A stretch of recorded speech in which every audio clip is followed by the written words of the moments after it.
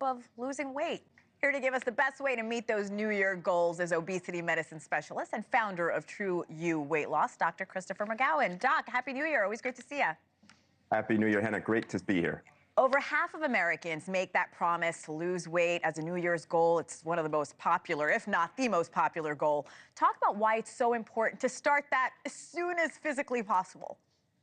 Yeah, so it's January, which is the beginning of what we call weight loss season. So many people are embarking on weight-related resolutions, and that's a great thing. But also that means that we're just a few days away from most of those people completely abandoning those resolutions. And that's because they're not sustainable. So this is a really good time to set your course for the year. You just have to approach it realistically and with a proper game plan.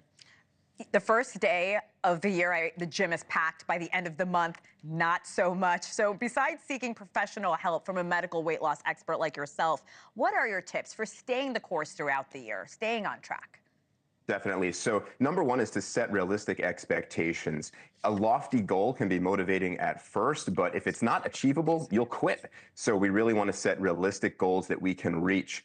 Tracking is really helpful. So journaling, apps, regular check-ins, monitoring your progress along the way can be very motivating. And we definitely want to seek help. Look, if you've been doing the same thing year after year and failing, ask for help, reach out. And we want to focus on habits, not just results. So that end goal, that's not what it's all about. It's actually about the habits that we're making and forming along the way. And we also want to celebrate those small wins, those small victories every step of the way. Doctor, you know I have to talk to you about those weight loss medications, Ozempic, Wegovy. They really do seem like miracle drugs. There's a recent survey I want to point to. It found obesity in adults 20 years and older is down by nearly 2%. Can you talk to me about the impact these drugs are having on the obesity crisis?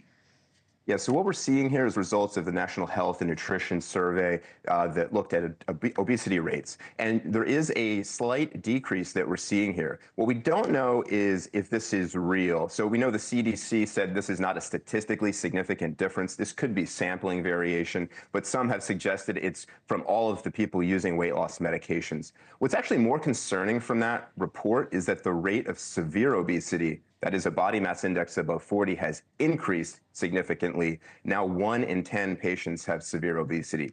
So whether Ozempic and related meds will actually make a lasting dent, we don't yet know. We know that millions are using them. We also know that millions are stopping them. So that remains to be seen. And you've pointed out before, a lot of them, most of them do gain the weight back? Would that be correct? Yeah, it has to be a long-term plan. So if you stop a weight loss medicine, you will regain the weight. That is essentially guaranteed. Doc, how do you define medical weight loss? Yeah, there's different definitions. We look at medical nutrition therapy. These days it's weight loss via a medication within a comprehensive support structure. And there's some things to keep in mind for someone who is embarking on a medical weight loss path. Number one, it's not a quick fix. No such thing as a quick fix. It may look that way when you see people's transformations, but results take time. And many people are surprised to hear that starting a medicine like Wegovy or Zepbound, it takes a year to year and a half to lose the weight that you'll lose. So you need that support. You need consistency, and you do have to be prepared for side effects. They will happen. And again, if you're starting a medicine, stay on it long term. Otherwise, don't start it. And always talk to a doctor. There's also a trend out there, what's in, what's out for the new year. We see that almost every year. So doctor, let's start with what's in. Yeah, let's do it. What is in this year for weight loss? Number one would be personalized weight loss. Look, we have so many options that work. There's no one-size-fits-all treatment. Let's find what works best for you. Secondly, if you take one thing away from this discussion is get at least 7 hours of sleep a night. We are basically a nation of walking zombies. Treat yourself to some sleep. Your brain, your body, and your waistline will thank you. Work with a nutritionist. Get some expert help. We can all use that.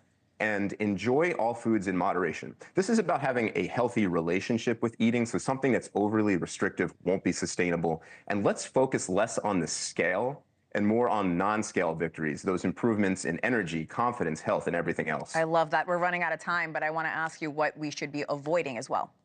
Yeah, number one is restrictive diets. I think we can say can we be done with these now? Keto, carnivore. Look, there's no guarantees in weight loss, but here's one. If you start a keto diet, you will stop a keto diet. It's not sustainable. And let's steer clear of bogus social media trends, juice cleanses, budget Ozempic, all of these things.